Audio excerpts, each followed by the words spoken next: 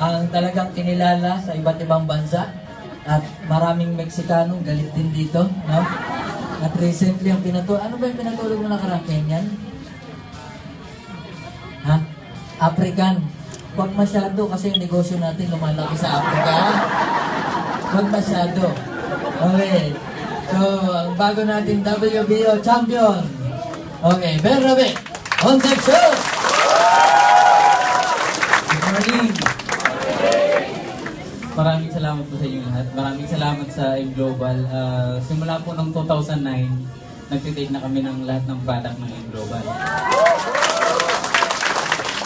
Yung suporta po na ginawa sa amin, yung binigyan kami ng mga product, tapos dito sa M Global, maraming salamat kay Kuya Jun sa aming mentor. Maraming salamat po.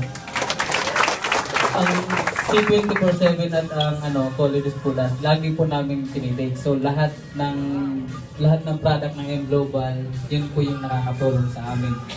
Kami bilang mga athlete, yun po tuloy-tuloy po ang training namin. Kailangan namin magpawis, kailangan namin magtrabaho sa training, matindang training na dinadaanan namin.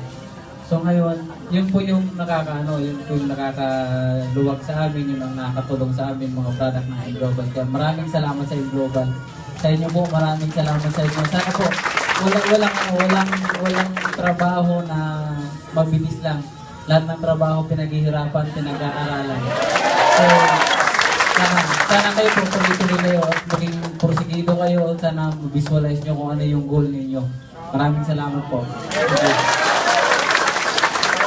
Guys, sa totoo lang, etong mga to, hirap na hirap sa training. Hindi ganun kadali ang training ng boxing. Tama ba?